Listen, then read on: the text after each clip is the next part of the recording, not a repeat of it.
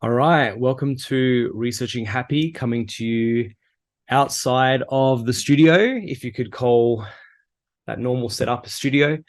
I'm coming to you from Vancouver. I've been at the IPPA conference for the last 4 days, which for those who don't know, that's the International Positive Psychology Association, which meets every 2 years. And so 2 years ago, obviously, was online, and 2 years before that was in Melbourne. So it was slightly easy to get to. Firstly, Vancouver has been a beautiful. It's a beautiful city. It's been really nice weather while we've been here. However, today it's just I woke up and it's just pouring with rain. So I thought it was the middle of summer, but guess that's how life goes. So I want to do today just a little bit of a breakdown, I guess, of some thoughts since being at the conference. Talk about some highlights, some improvements that I can see since previous conferences, have finish off with some suggestions and some reflections. But I also included, I recorded my two of the presentations that I gave. So I'll sort of tack them onto the end here, and so that's audio only, but I'll have the slides that I presented, and you can sort of like watch along with that if you'd like. So on the way here, I obviously had like 15 hours of flight time just to think and watch crappy movies.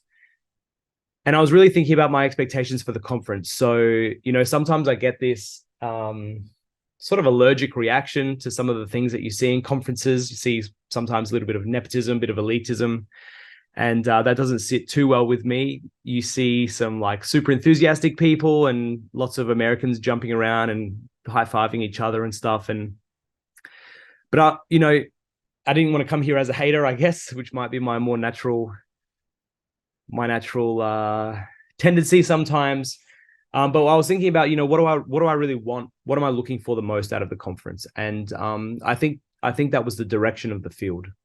I think sometimes it's really hard to tell where the field's going unless you're sort of in amongst it and seeing some of the leaders in the field, how they're talking and what they're talking about. And so there are lots of critics of pos psych and it's things that have happened in the past, but I really want to be part of something that's credible and something that's making a difference. And I do sometimes wonder whether the field is a little bit insular and inside its little bubble. So luckily for me, I think I got exactly what I was looking for. I think the field is moving in a really strong direction. I thought that lots of the emerging leaders of the field were really calling out this issue of being sort of insular and stuck in its cocoon. And, we'll go into that now. So in terms of highlights, like not talking about like that it was fun and all those sorts of things. I think that's all nice. But I was really impressed by the idea that maybe for the first time that I've seen, positive psychology really seems to know its limitations greater than anyone else. And more importantly than that, there are people around the world who are actually trying to fix those issues. So there was a really great presentation by Tayyab Rashid and Tim Lomas and Aaron Jardin. That was extremely well attended. I think the title was something like "Make the Field Better" or something like that. And what was really great is that they were basically just calling out, here are the issues. But here are the solutions, and we can point out examples of people who are actually going forward and fixing these things. I think Tim Lomas said something really nice, which was that, a lot of the criticism that he hears about positive psychology, it's often people coming from a very uncharitable position, but more importantly, from an outdated position. They might be talking about a paper from 5 or 10 years ago, where actually, that's not what the field sort of endorses anymore, or there's at least someone in the field who's actually trying to address whatever that limitation was. So that's nice to hear from someone, who's really in a emerging leadership position almost. I don't know if he would see himself like that, but at least I do, in a leadership position going forward for the future of pos psych. Tayyab said something that was really interesting about the idea of the word positive. We've spoken about this before with other people in the podcast, and he came from this really interesting idea that he almost didn't want to call it positive. And bear in mind, this is like 15 years ago. He didn't really. He's done a lot of work sort of integrating well-being and clinical therapy, and his idea was to call it, I guess, positive psychotherapy. And he had this really funny story of just saying, like, years later, he never probably really wanted to call it positive to begin with, but he's had people saying to him this whole time, like, all the downsides of the word positive. So he goes, I wish I'd never called it positive. It would have been less sexy, which means it never would have been adopted, which is part of the balancing act. But he said, not only over this time has he had people criticizing him for the word positive, he's criticized people for the word psychotherapy as well. So he really hasn't been able to win over this time. And he was kind of talking about what he might have called it, but, as soon as you start getting technical, the adoption rate of this stuff often starts to fall away.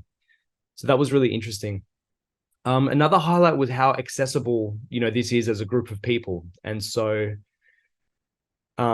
listening to people like Micah Bartels, she's the president, she's this top genetics professor. We've had her on the podcast before. She's just hanging around, she's super busy. Obviously, she's chairing things and presenting things and whatever, but it's quite unusual. And I think she called it out herself around just the connections at the conference. It's quite unusual that you find a group of people who are just so accessible and ready to listen and talk and learn. So I think that's actually pretty cool. The field is kind of like, it's big, but it's still small enough that you can actually reach the people that you might want to reach, and you can work together. Connection was the theme of the conference. Just following on from that, I guess it was nice to see people reconnecting after 4 years. And you do forget how much of this type of work is relationship based, because obviously we skipped the conference 2 years ago. It was really nice to see like old friends basically coming together. And I think I got the sense a lot from across the conference that people sort of saying, like, not only do we want to do good work, we want to work with good people. And I think it's really easy to forget that, or at least it's easy for me to forget that in a way, that these are a bunch of friends working on a mission together in a way. That's kind of how it kind of works out. And so it was really nice, and in a way nice to see at the end of the conference, how sad people were to separate.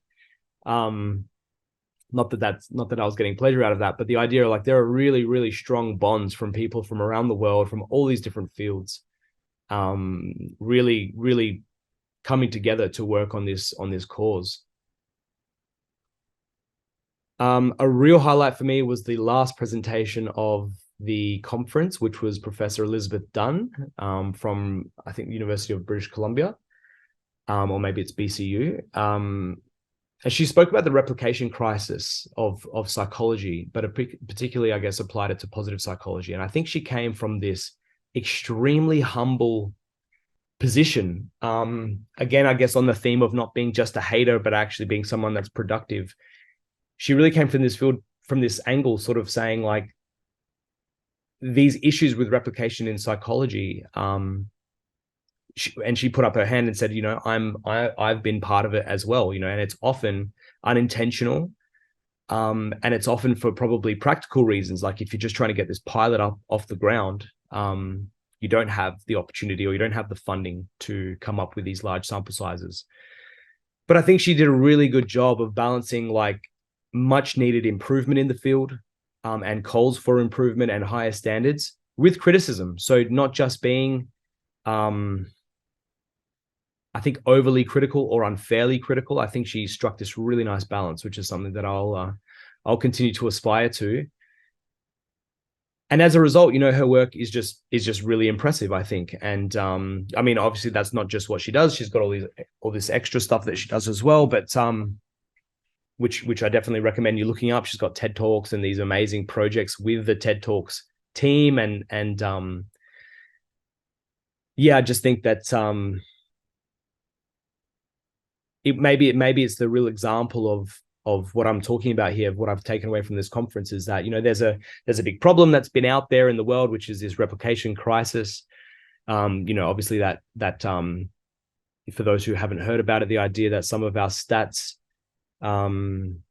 studies haven't been sufficiently powered, or basically had enough people to tell whether we're seeing real differences, or some of the difference that we see in our research are just merely due to chance.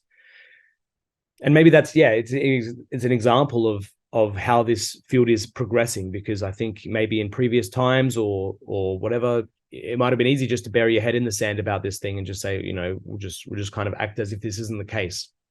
But I think this was a really nice example of saying, actually, we know this issue, and the only solution, the solution can only come from within, basically. So we have to lift our game and work forwards together. What else in terms of highlights? Another highlight for me was how prevalent Corey Keyes' name was at the conference. I think the dual continua was extremely well endorsed. We saw it presented in a few presentations, even in some keynotes. It's a shame that he's not really around, and I guess people would say he's not often invited to these things. So it just makes it even more exciting, the fact that Corey's been invited to give a keynote at the European conference next year. So for anyone that can get to Austria next year, I met the organizers of the conference. They seem like really amazing people who are very committed to academic excellence. I can see why they've invited Keyes, and I really, really look forward to it, and hopefully I can make it there as well. But the other one who really, his name came up quite a lot, was Paul Wong, who's another person who isn't necessarily well known. I kind of think of him as like your favorite well-being researcher's favorite well-being researcher. If you've heard that of like your favorite band's favorite band. And he'll be on the podcast in a couple of weeks, so that's really exciting. Highlights. What else have I got here in my notes? Yeah, just the last one was this idea that it was very evident from around the conference, this idea that we need to be actually tackling real world problems. And if we can't be doing that and contributing to sort of like the national or international discussion around world problems, we're just going to stay in our little cocoon. And I think that people were really on board with that idea. And there are lots of examples of work happening in that idea. All right, cool. So in terms of improvements, I think the biggest improvement, I've really just got one to talk about from 2 conferences ago, because I sort of spoke with Micah on the podcast as she's the president of IPPA. What were the improvements that she was looking to bring in? I think the first one was academic rigor. And I think that was pretty evident. I think there's still a bit of a way to go, and maybe that's natural when the conference is a mix between practice and research. And so I'm willing to sort of concede that. But I think the biggest difference was the opening address. I think that the conference on the Thursday night was opened by a discussion around, the Gallup World Happiness Report, which was a panel of John Halliwell, Richard Layard, Jan Emanuel Deneve, and Laura Aknin, chaired by Micah as well, which is nice. But it was just so robust. It's world leading. It's exciting. This is the stuff that has maybe been outside of the world of pos psych. But even, I believe it was, Richard, John Halliwell said, IPPA and the Gallup World Happiness Report, these are best friends, basically. They're friends that are made for each other.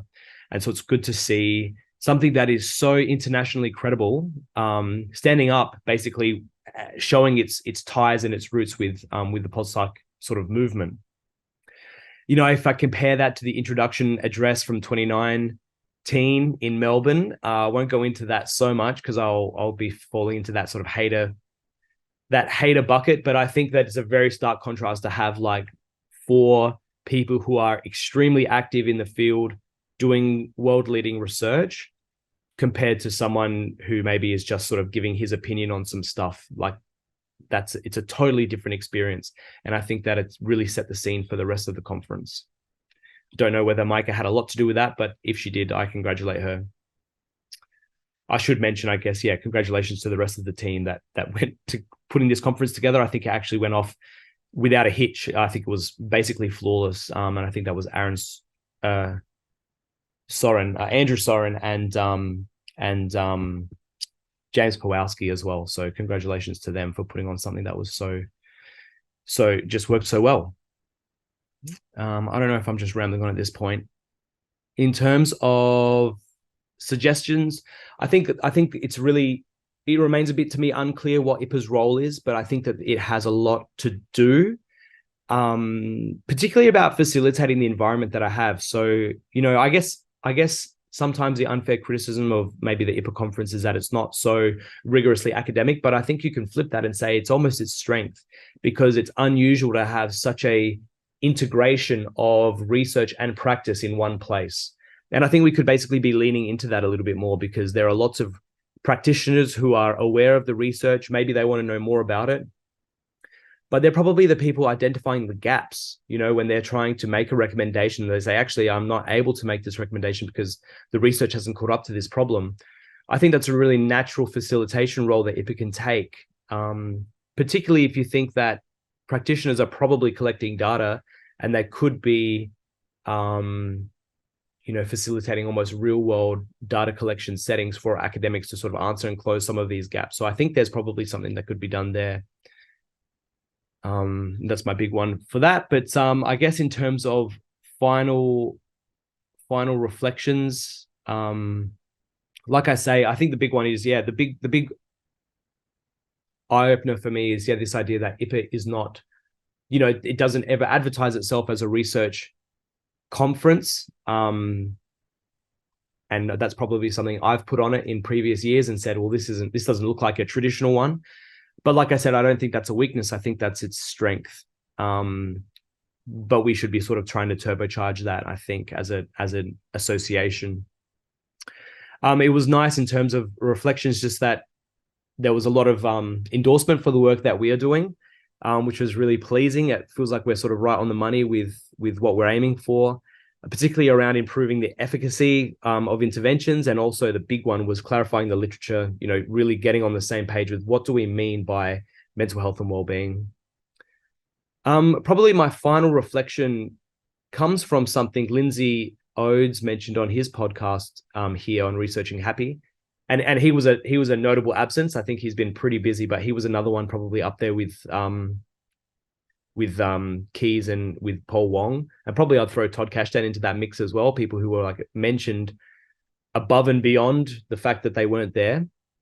But Lindsay, when I asked him, why did you change the name of the Center for Positive Psychology to the Center for Wellbeing Science?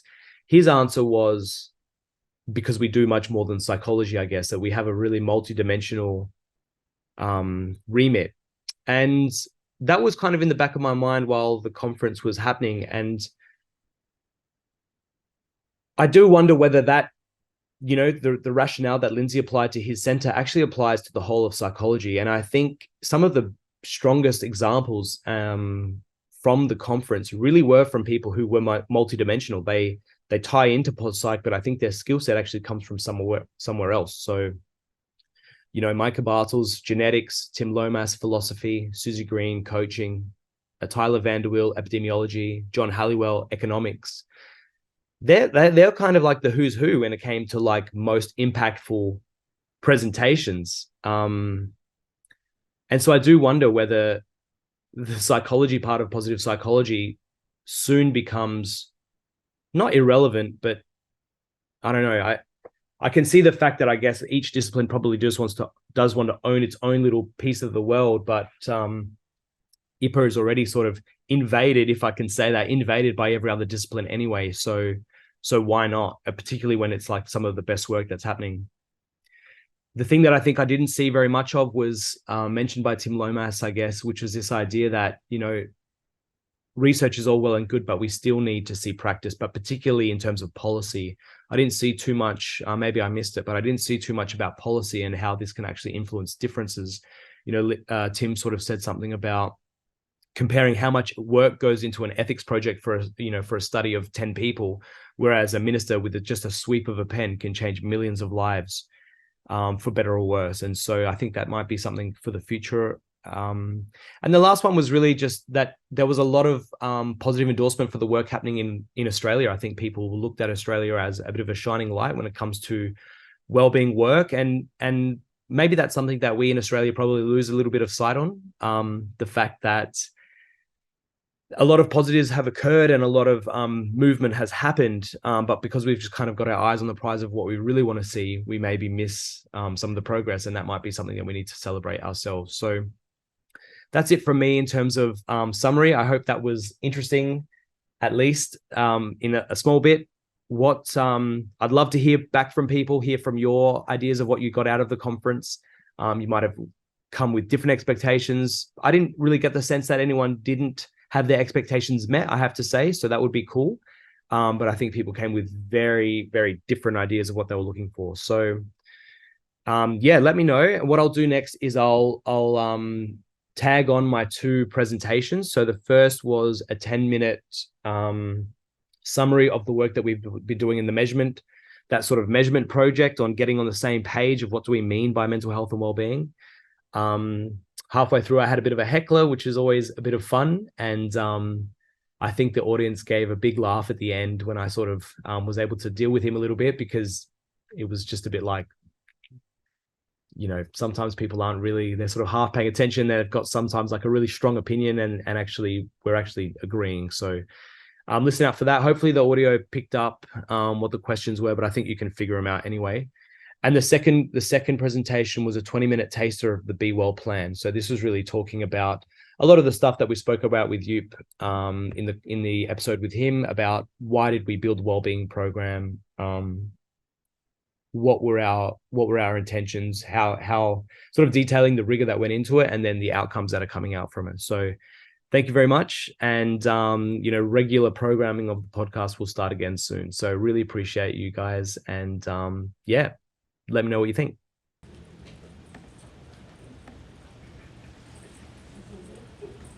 Okay, thanks everyone. So nice to meet you all. My name is Matthew Isiello. I'm from Adelaide in Australia. Part of a medical research institute called the SAMRI, which is the South Australian Health and Medical Research Institute. So really, because we're working with all these people who are sort of the real scientists, as they call themselves, they work in labs, they're really focused on quality of life, and when we talk about well-being, they go like, yeah, we already do that, we do quality of life. And we think they don't do that, they think they do, so this is kind of where we've ended up. What is the difference between these topics? Well-being, quality of life, resilience, and coping, and an acknowledgement of my colleagues there. So this is the first question, I guess. Does anyone have an answer? Who thinks they have an answer to that question? What's the difference between these things? Probably you might have an answer. I thought I did, or I think I do. But the question that's more important is, does that work across disciplines? I think that's where we fall over, right? Is that, post-psych, we have a pretty good idea of well-being, more or less. But then you go to clinical psychology, they're talking something completely different. And the two fields couldn't be nearer. Talk about then when you get to philosophy or anthropology or medicine. And really, here's an indication of the problem. Do people know about the Linton paper from 2016? I'm sure you do. It had a pretty snazzy title, 99 Measures of Wellbeing. The problem is those 99 measures, they found 196 dimensions that were being measured by those measures. And so in the immortal words of Jay-Z, he came with 99 problems. Oh, really? I'm so sorry. Is that true? Oh, okay. I'll do a retraction of that. Thank you. We've got a hip-hop fan. These are the problems. I mean, there's obviously not 99, but there's a couple there and they're pretty important. Because we don't use the same measures of well-being and our measures that we do use actually measure different things, we can't really compare measures or results. We continue to use inappropriate proxies like quality of life or mental illness. Improved measures can't be developed because we sort of lack a theoretical grounding to begin with. And systematic reviewing is hindered at all stages of the process. And I'm someone who had to go through 20,000 citations to find 400 RCTs. And that was mostly because everyone says they're building well-being in their interventions, but you go through and what do they measure? Depression, anxiety, SF12, whatever. It's just not what we're on about. And here's another example of the problem. The WHO definition of mental health, what are they talking about? Eudaimonia, happiness, coping and resilience, social well-being, work well-being. Some people think that's a pretty random one to be chucked in there, but the point is even, our highest bodies are really talking about lots of different things. And obviously these are each can be broken down as we heard this morning. So in terms of our methodology, what we did was an umbrella review. The problem for us is that there's really no clear way to start, so you sort of have to bear with us a little bit here. But we did a bit of an umbrella review of systematic review, so we sort of followed what Linton had done, but we broadened it to include systematic reviews that had searched for measures of quality of life, well-being, resilience, and coping, because they're kind of all within that. We sort of talk to them as umbrella terms, that they're partially overlapping. We don't really have a clear distinction, but they all sort of sit under this group of positive mental health or well-being, depends how you talk about it. What we did was we extracted data about the measures that we found, so the wording, the item length, the dimension, the response scales. We did a synthesis and a thematic coding of those identified dimensions, and we mapped those conceptual relationships between those concepts and sort of the umbrella concept that they came from. So as you can see, we found 200 studies, so this is 200 reviews of measures. A lot of work's happening here, right? I don't know what to call it, but it's a lot of work, a lot of replication probably, because from those 200, we only found 155 measures of well-being. So it's kind of like something like saturation if you're a qualitative researcher. So moving on to the results, what we found was, like I say, 155 measures of well-being. Or, I kind of don't even know what to call it when we're talking about this, right? So positive mental health, we called it. I don't like that so much, but whatever, it's just how it goes. Someone, if you heard a better answer, tell me. And here's kind of what we found when we looked at the actual, the qualities or the properties of the measures. Firstly, we found that 25% of them were positively worded items only. 62% of them were mixed, so positive and negative items. And there are psychometric implications of those designs. 46% of them, so almost half, talked about your life in general, consider your life in general, and as we've heard a couple of times already, the time frame of your measure makes a big difference. The scale response was quite interesting, that there was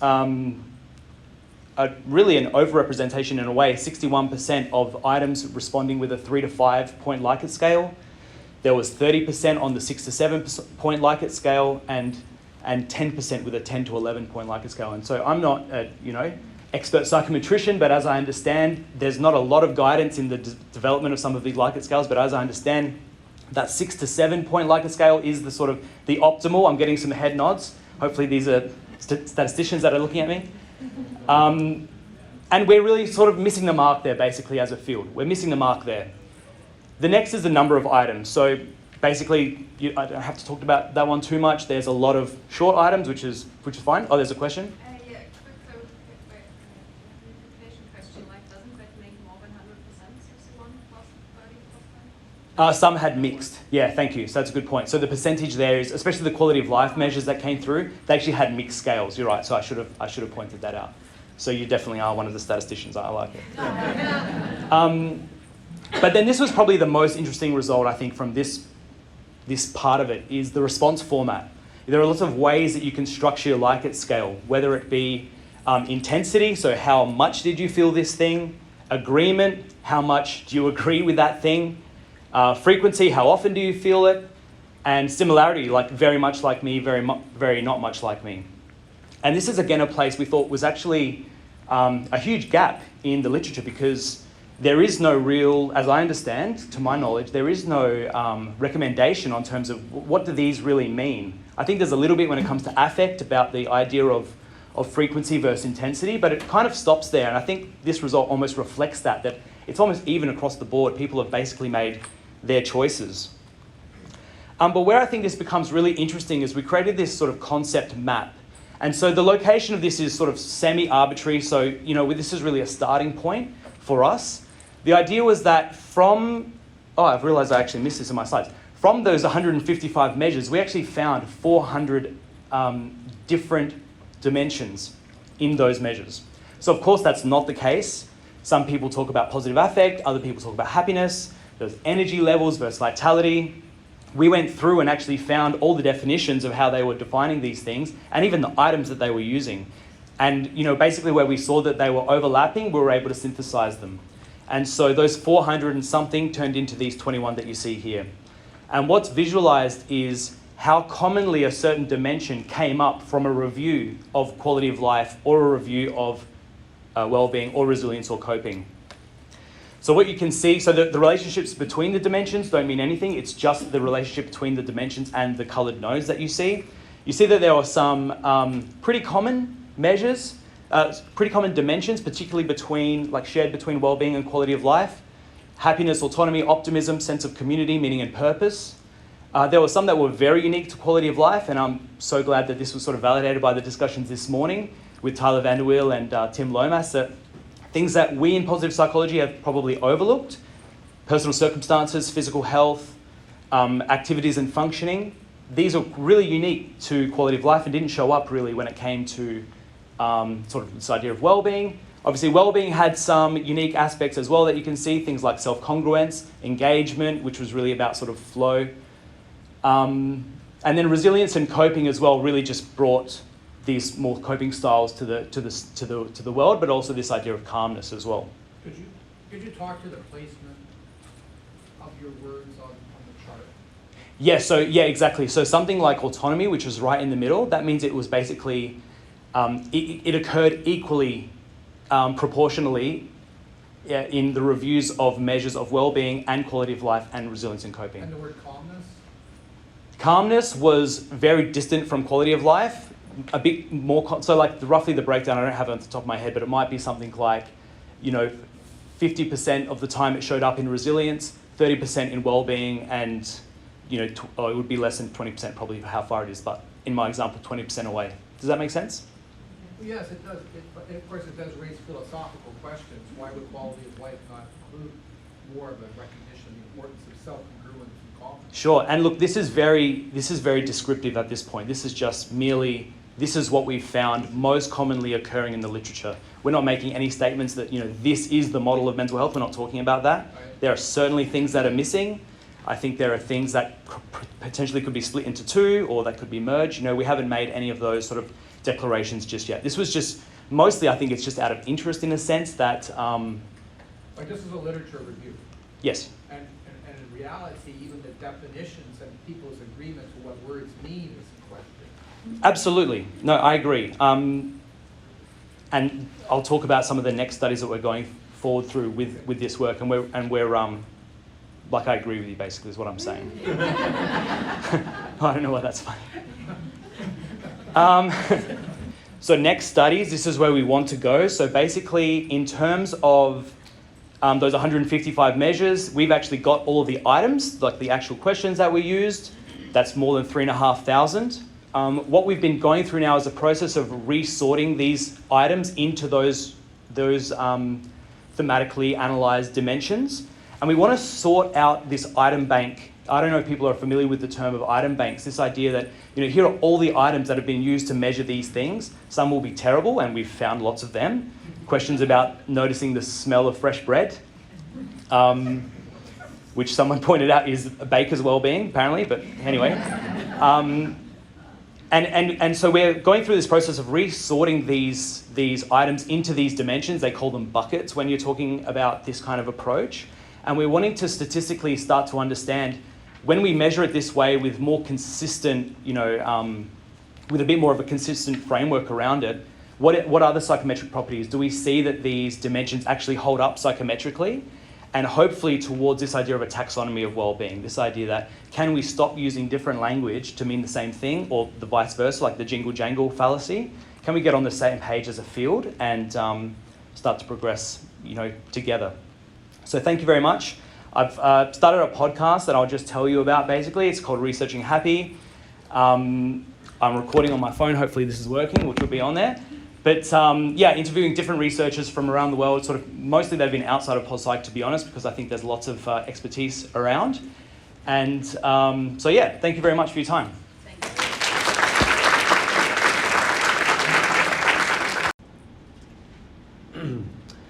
Okay, so hi everyone. My name is Matthew Aicello. I'm from Adelaide, Australia.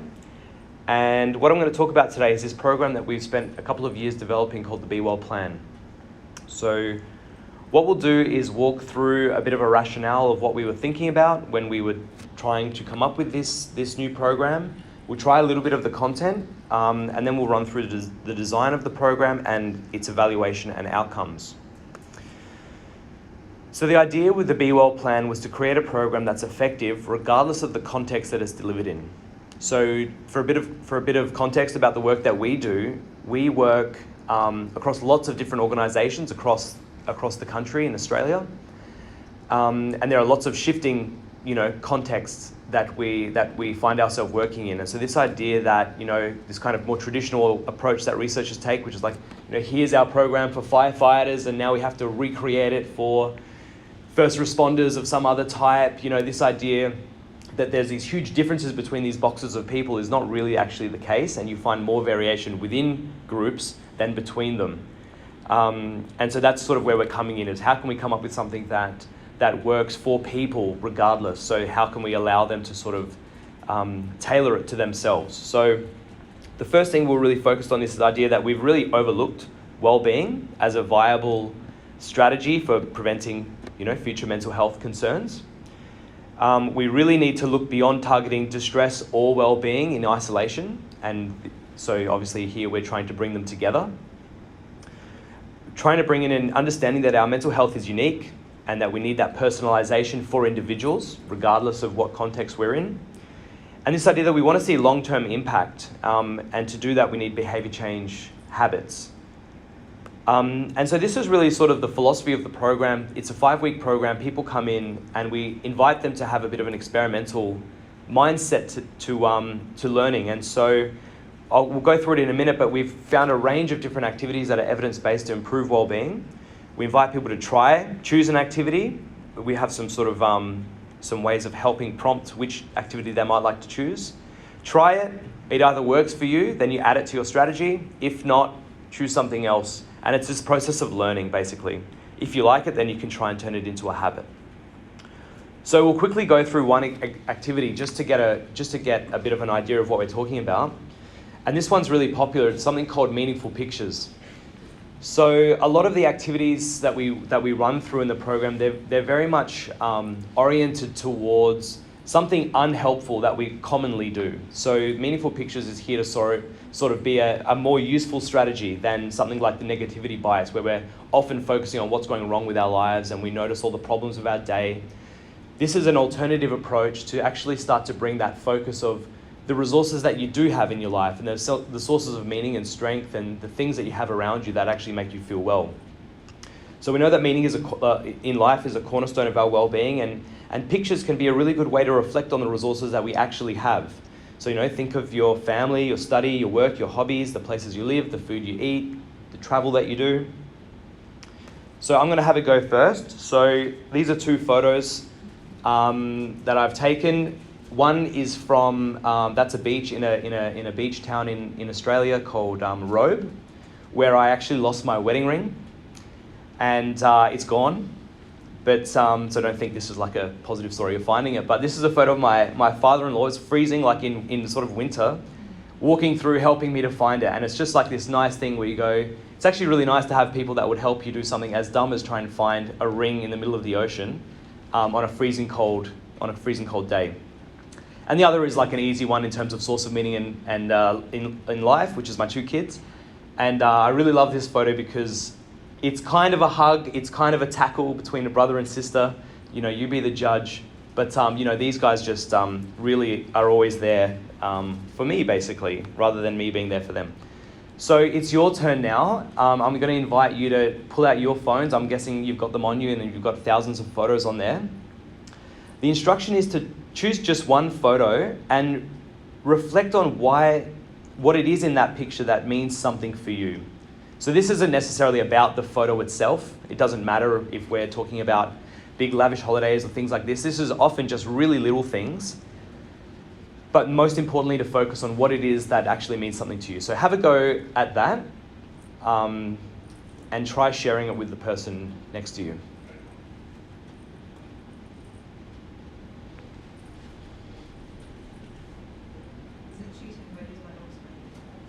Your what? Of course, yeah. Yeah, Apple's kind of beat us to it by putting automatically putting a lottery of your photos. So it's kind of doing the job for us.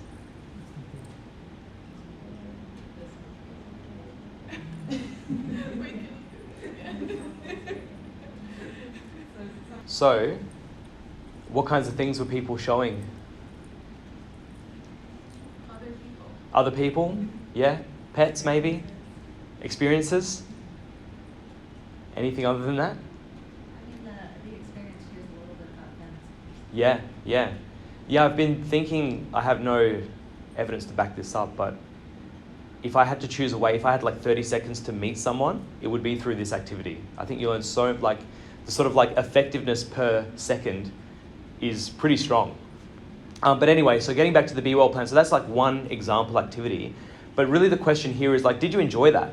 Some people may have completely hated it. I mean, I still haven't come across that person, but you know, it might not resonate for some. But more importantly, could you imagine making actually an intentional habit out of that idea?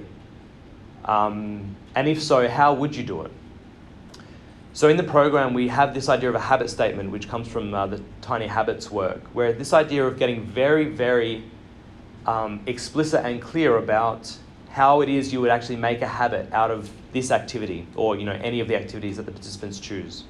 So it works in a really standardized format. So after I, ... which is the idea of an anchor. So a lot of this behavior change work basically says, if you can tie this to something you already do, you're more likely to do it.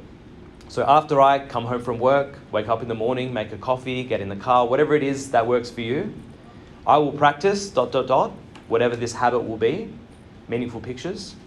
And to celebrate, I will ... The idea is like you creating this sort of this neural pathway of celebration that sort of makes you more likely to do it in the future. I think this is actually probably the bit that doesn't work so much, because practicing it almost is its own celebration because you feel good having done it. What we also talk about is having a reminder. So when you get to that anchor time, the after I ... how will you remind yourself? So people talk about, if it's like when I come home from work, I'll put a sticky note like right in front of my face as soon as I get home, that sort of thing. So it's a reminder when I'm at that anchor moment. You know, so for me, something that I do is when I sit down at my desk, I get my phone out, like at work, I get my phone out, I find one meaningful picture, and to celebrate, I send it to the relevant person that's involved, just to say, you know, remember this or whatever it might be. So that's really the essence of the Be Well plan, basically. This idea of tailoring these set and standardized activities to what works for you. Is that making sense so far? Yeah? Feel free, obviously, just throw out any questions that you have along the way. So I'll talk now about the way that we've designed the program. I would argue that I think it's one of the more, maybe the most rigorously designed wellbeing programs that are out there.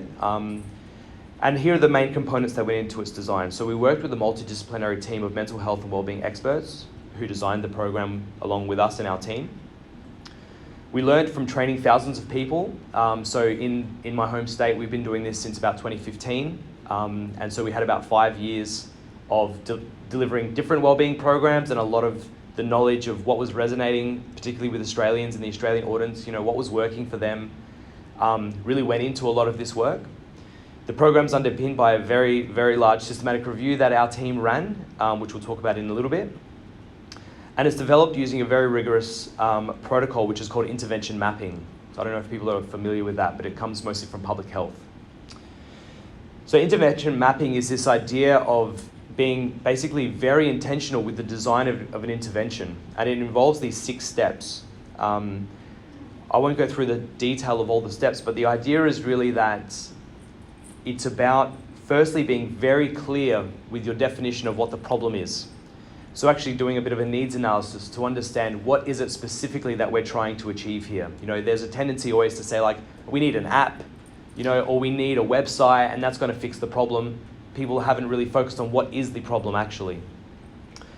You then go through these series of steps where you're creating very clearly definable and measurable outcomes that will lead to the objective. So really coming up with a bit of a logic model of how do you expect your solution to achieve the solutions of that problem that you've defined. You then apply these practical, you then add and select evidence-based methods or techniques that lead to these outcomes. So these are behavior change techniques that are going to give you the best chance of actually realizing the outcomes that you're looking for. Then turning that into practical applications that will build engagement, disseminating this solution, and then evaluating the solution. And so this is something we've published. This is again something that we haven't really seen so far in pos psych, is the publication of the development of any interventions. Often it's an issue of word count in journals. Like mostly people are publishing RCTs, and there isn't that much space to publish what did you actually do in the program. And it really doesn't make for a very fun paper either, I have to tell you. You feel free and have a look. I think it's definitely insightful, but it's just pages and pages of tables where we've outlined specifically what it is that we're doing and how we're going to do it. And again, this is really demystifying a lot of why does this work, which again is something we like to see happening in the field. So as part of that work, we have this logic model where we basically stepped out, going from the far right. What is the experience that, well, what is the solution that we're hoping to see in the world, and stepping through all the sort of intermediate steps that we think we need to see. And on the far left, it starts with the individual determinants. So what are these individual determinants that we have to change? And so, for example, we chose knowledge, skills, beliefs about capabilities and consequences, goals, social influences, and behavioral regulation. And using the intervention mapping protocol, there's basically a set of behavior change techniques that are attached to each of those individual determinants. This is what the paper looks like. It just becomes a bunch of tables. I don't know, the appendix is like 60 pages long or something like that, just of this much detail. And the idea is that's why you do this process, basically, because you're extremely clear about what it is that you think you're doing. And it actually becomes a bit of an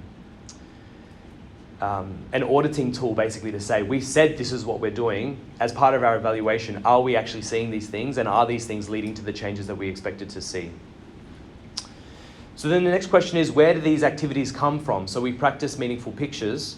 What we did as a team was a really large systematic review that was published in Nature Human Behavior, wondering what is the most effective psychological way to improve well-being. And so if you saw some of the presentations yesterday, we're very unclear as a research body about what do we actually mean by the term well-being. As a result, we need to read about 20,000 citations to identify 450 final citations, because everyone uses the term well-being. They say, here's a well-being intervention. You look through, it's got nothing to do with well-being. It's just what they add in the key terms or the keywords, and you go through and they've actually measured depression and anxiety. So that's another reason why we're so passionate about trying to get on the same page with what we actually mean by well-being. But basically what made this such a big systematic review is that we were really interested in any sort of psychological paradigm. We didn't care whether it was CBT or pos psych or ACT or mindfulness. We just wanted to know what was the most effective. But also we were interested in what worked for the general population compared to those with a diagnosed mental illness compared to those with a physical illness. And so here's the table. I won't go into the details too much, but basically you see a pattern of different levels of efficacy, basically, for these different types of interventions across these different populations. And so what we're hoping to do with this work is to lean into this idea of person to intervention fit, or to becoming more specific with the recommendations that we can give. So I'm part of a medical research institute, and the cancer researchers are all about precision medicine. We can't do that yet in psychology, but we're hoping sort of to work toward that direction. And so it kind of looks like this in the program, in the actual Be Well plan. It comes with sort of a slide deck and that sort of thing. And the idea is we're really trying to impress on the participants that not all interventions work for all outcomes. So what we couldn't publish in the systematic review, but what we've included in the program, is these other outcomes that we looked at as well. So when we found all of these papers, we didn't only extract for well-being, we also extracted for positive and negative emotion, depression, anxiety, and stress. And the idea was that basically some interventions have an evidence base for improving well-being, but they may not necessarily reduce symptoms of depression or anxiety, or vice versa. And so what we did was basically, from that systematic review, we found about 30 different effective activities, which we standardized into these kinds of spreadsheets that you see here. So they follow a really consistent pattern. The idea is that it should be straightforward for people to sort of pick it up and understand whether they think they might like to try it. We use the analogy of a gym. So if you walk into a gym, there's lots of activities that you could do. You don't do them all. You do the ones that are matched to your interests and the outcomes that you're interested in getting from that gym. And so that's the idea. There's 30 different things here, but we'll walk you through and help you decide which ones might work best for you. And we're also, I think, very honest with the quality of the data that's out there. So, we're talking about the law of averages here, really. These things are what we can recommend on average are effective, which means for some people they work really well and for others they don't work at all. So that's where that experimental lens comes in to say, try this habit because it might be effective, but maybe it doesn't fit in with your life. The final component of the program is this idea of prioritization and tracking. So we have this system which is called the Be Well Tracker, which is a platform where people can take an assessment of their mental health and well-being and take multiple measures and track it over time. And we use this in the program both as an evaluation tool, but also to help people prioritize in the earlier stages of the program, which aspects of my mental health might I actually like to work on. So you may be here to improve your well-being, you may be here to reduce stress, and everything in between. And so we use this again as a guide to help prioritize. So this is the way that the program works. There's 5 weeks, like I said. In week 1, it's really about what do we mean by well-being. We talk about mindfulness to begin with because that was, if we go back, that was basically what we found, the activity that worked across the board and had the highest level of evidence, basically. So we start there, and it really fits with the idea of the Be Well plan because there are lots of ways to practice mindfulness. It allows you already to tailor it to yourself. You can practice it like as meditation, you can do it inside or outside, you can do it by yourself or with others, you can do it online or offline. There's lots of sort of micro ways to do it. And so it really blends into sort of the philosophy of the program.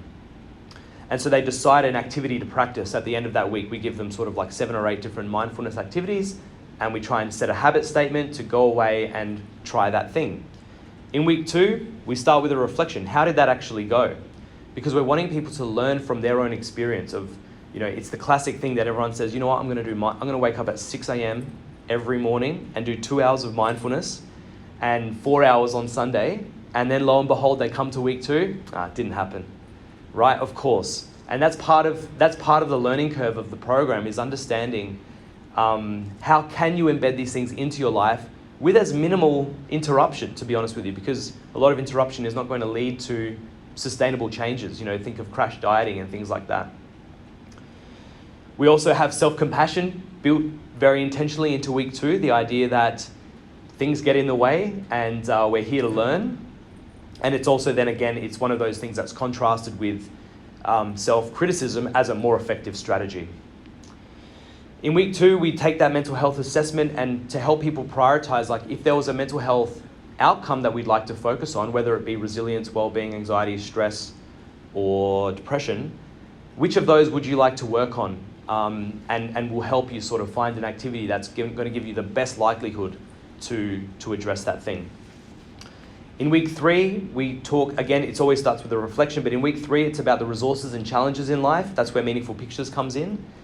Really focusing on, individuals may have challenges that they'd like to address or to mitigate, or they may have resources that they'd like to continue to promote and maintain in their life. And again, humans, the negativity bias, we often do go to problems we want to fix, but the option's open basically. And I hope you can see that this is again contrasting, I think, what a lot of the early pos-psych stuff was doing, which was just focusing on the positive and almost imagining that the negative doesn't exist.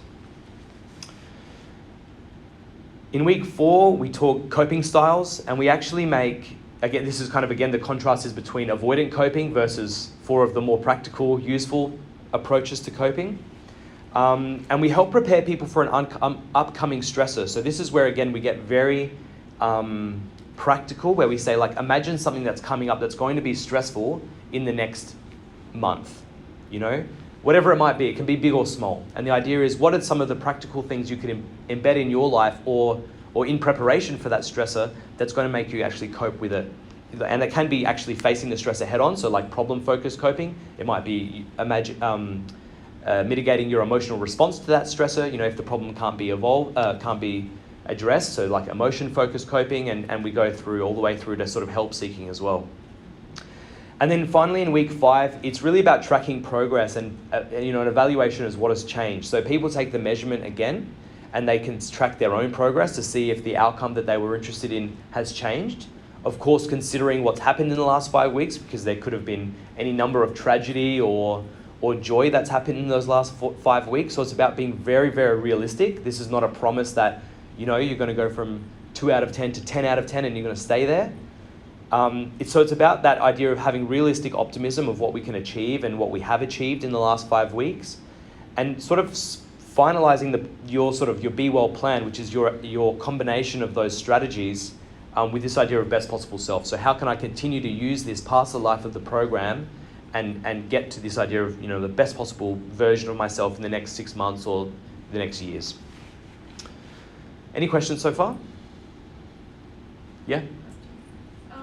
Which measurement do you use for well-being, and which definition do you use to kind of operationalize it? Because I Yeah. think you have all these tables. Yeah. So we're, I think the agreement is that there's no perfect measure or no perfect definition, but I think we go with, we definitely go with the mental health continuum short form. So that's based on the Corey Key's work, and I think what we like about that is it's got a very nice balance of, quote unquote hedonic and eudaimonic well-being, but also it's kind of like Dina, Riff and Keys all pulled together.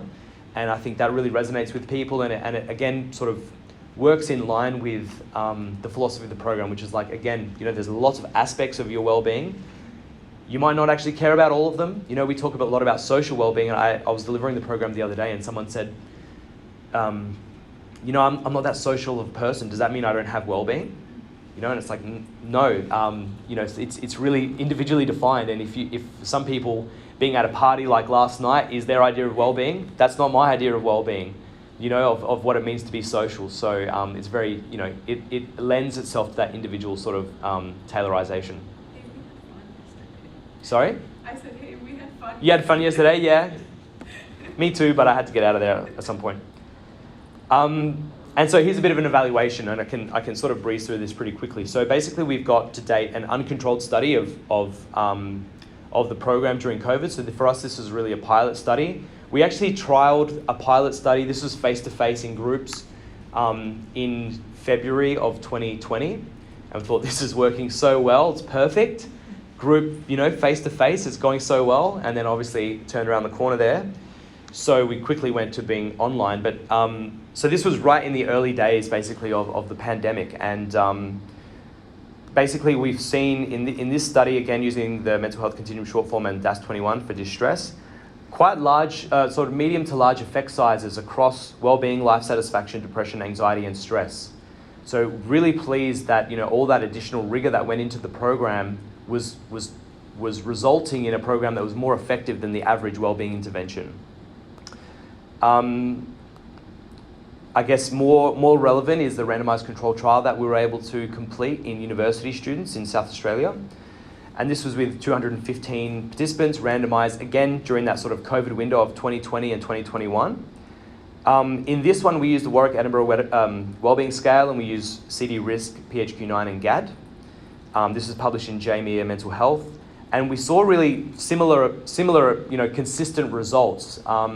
What you see here is that the effect sizes on top of the bars are the within individual groups, whereas the one between the bars is the between group differences. And so, like a Collins D of 0.66 is much larger of an effect than we see in most wellbeing interventions. So again, we're really pleased that I think we've got the balance of rigor in the design with the intensity of the intervention as well. So this idea that, again, going back to the gym analogy, there have been promises made in this positive psychology world, not by that many or whatever, but there are promises made sometimes that, like, come to my seminar, it's going to change your life. Like a 1 hour thing is going to change everything. Maybe they don't say that exactly, but it's kind of the implicit suggestion sometimes. And so we again go back to that idea of the gym. You can't go to the gym 3 times and then run a marathon. And for some reason we expect that to be the case, particularly in workforces. So again, really pleasing outcomes for wellbeing and resilience, but also for depression and anxiety, which I think is really interesting, particularly for this idea that particularly in university students, there might not be clinical levels of depression and anxiety, but there are really high levels of distress. And probably they often are at clinical levels. But the idea that this could be something that's engaging to students, that they actually enjoy, and has such an impact on their depression and anxiety, which is sometimes higher or at least equivalent to some of the sort of mental, just like symptomology, specific interventions that you see in the literature as well. And we were really pleased to see that on average, I mean, this is uni students, 80% attended at least 4 of the 5 sessions, 84% did I say, and 96% rated their participation as very satisfied or satisfied. And the final one is just this, a pilot that we've just finished up. I finished up some of the analysis on the way here, was with survivors of breast cancer. And so this is another group that we're really trying to mend the gap in our mental health services, because, you know, if you're a survivor of any cancer in Australia, which, you know, we have a pretty high level of healthcare, there's often this feeling of being dropped by the healthcare system. So once your treatment is over, you know, we've done our job, is kind of the message that you receive. But you're left with a life that has been radically changed, often lots of distress, financial issues, relational issues, life responsibilities, and without very accessible clinicians, basically, because the psychologists in Australia and around the world are all pretty booked up. And so we think that this could be something that's really has a place to mend that gap. Again, nothing of what I'm talking about is about replacing clinical services. This is about being complementary. So this is a pilot that we've just run in 19 survivors. The average age was 63, as you see. 40% had been diagnosed within the last 3 to 6 months. 90% were still on treatment, and 40% had had no mental health support since their diagnosis. And so this was very exploratory for us, because we didn't understand when would people like to come and do this program. Do you want to do it post-treatment? Like a lot of people, well, we heard every opinion. We did a lot of consumer engagement. We heard every opinion. Sometimes it was, I could never have done that during my treatment period because it's such a busy time. Whereas others said, that's exactly when I'd like it. So we kind of actually just left the door open to see who would come through. And we're really surprised to see that it was almost immediate. You know, 3 to 6 months of your diagnosis is a pretty quick sort of turnaround. And most pleasing of all, basically, was the really large effects that we saw in this group. So I think there's a bit of a trend that for those with lower levels of, you know, baseline well-being, you're more likely to see growth, and I think that's really what we're seeing here. But again, this is, you know, far exceeding the sort of the average impact of a well-being intervention, and importantly across well-being, depression, anxiety. As a question? Yeah, what's the last one on the bottom bar? I see Q- depression, anxiety. a quality of life. Oh, wow. Yeah, and that was, Read it, so- yeah, sorry, that's okay. It was a very somatic measure of quality of life, as most of them are. So it was very much about like gastrointestinal issues, or feeling tired, feeling, you know, sort of the ramifications of treatment, say. And so that wasn't necessarily something that we thought we would see a difference in, but it's kind of the done thing to include it. So yeah, again, and of interest actually, resilience was the one that didn't shift, that we were expecting to see a change in. And I think part of that reason was, we think there are 2, and it's just a pilot, so we're hoping to expand this and find out. But some came to the program with extremely high levels of well-being, so basically something that you couldn't shift, whereas others had setbacks along those last 5 weeks of the program. So others had negative biopsy results, or went back into treatment, these sorts of things. So that's a time when obviously your feeling of resilience, so you're feeling like you can maintain the challenges and the stresses of life, obviously naturally goes down. So that's it from me. Thank you very much.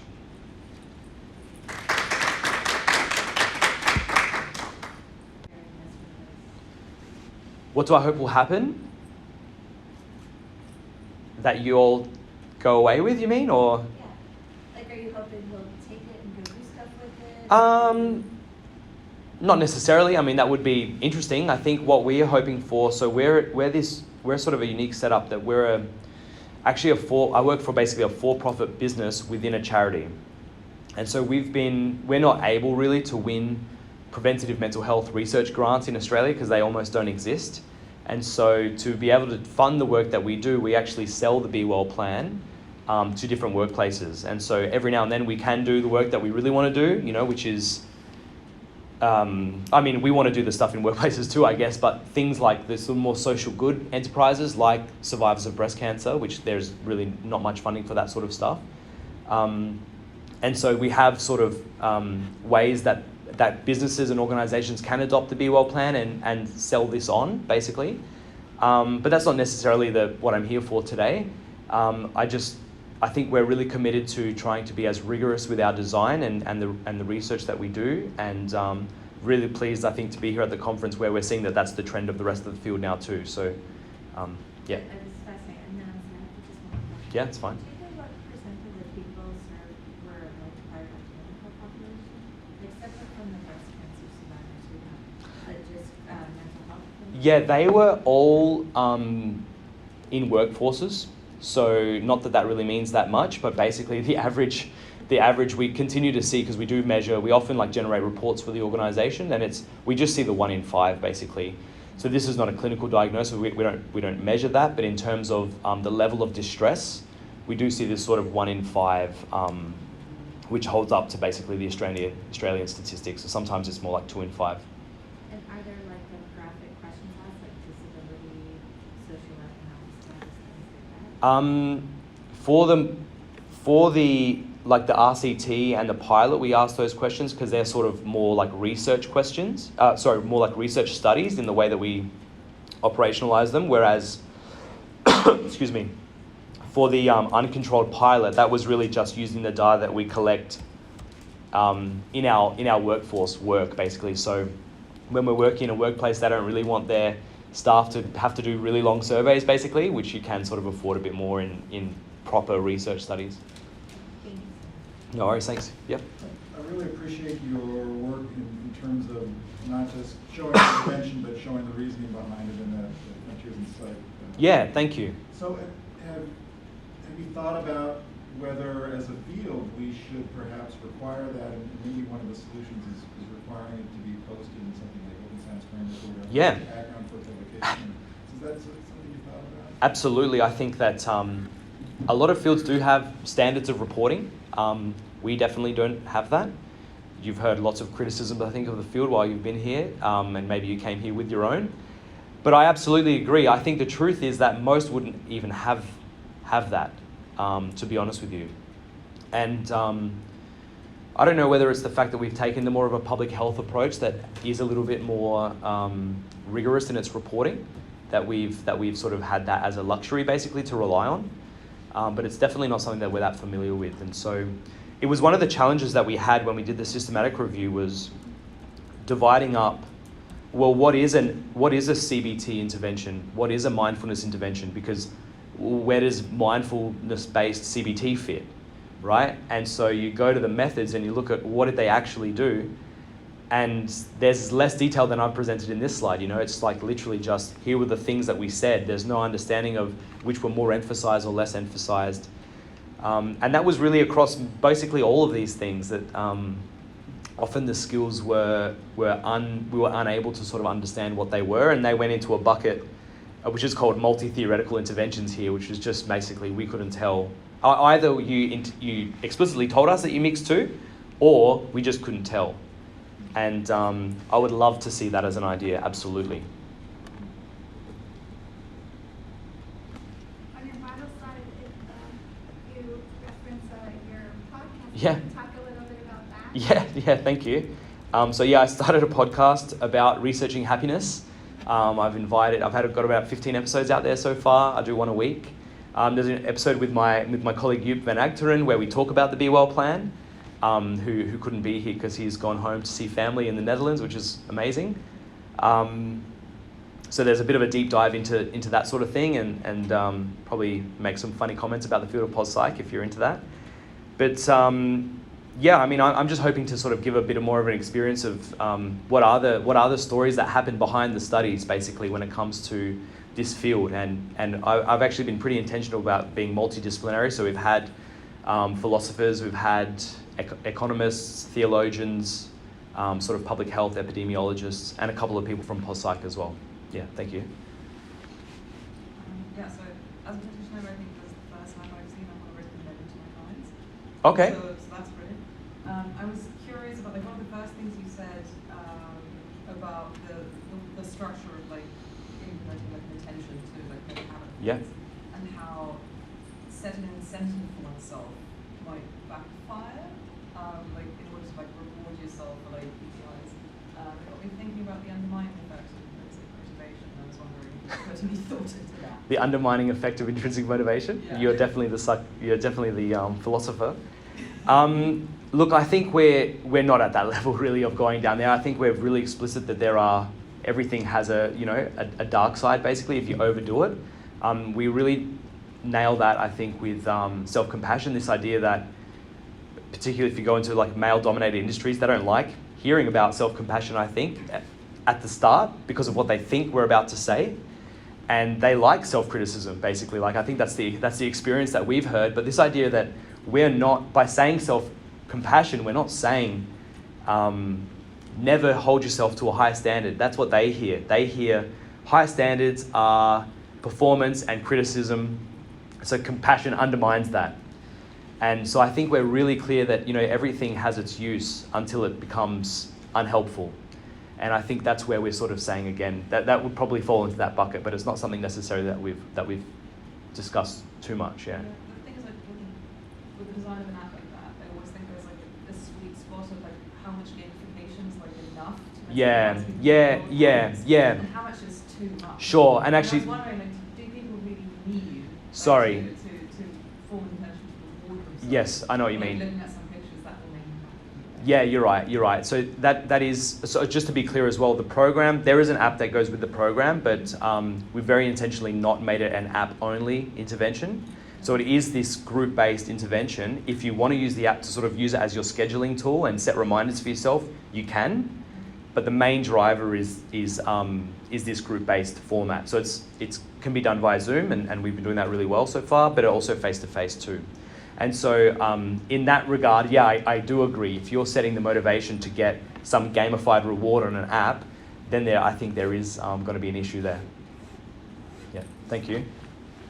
How long are They're 2 hours per session for 5 weeks. And so people can feel free to leave, by the way, if they've got the next thing to go to. But we're just about to trial this flipped classroom model. So like I said, we work in a lot of workplaces, and it's getting harder and harder to find 2 hours in most workplaces, or some places have split shifts, or they have to replace an entire day to take someone offline if you're like a police officer or something like that.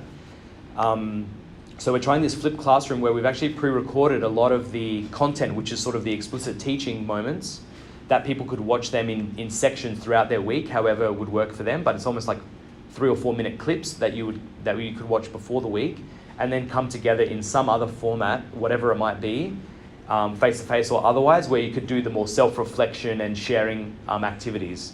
So really trying to streamline it. I think it would be more cost-effective. We don't know whether it will have a difference on the effectiveness itself.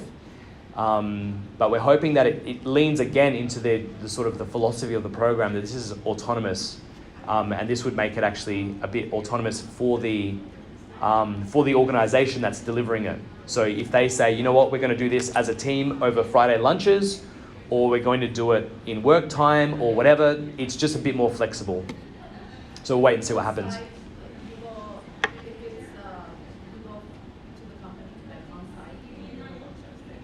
Yeah, we have a bit of a train-the-trainer format, basically, because I'm a part of a team of only like 7 or 8 people.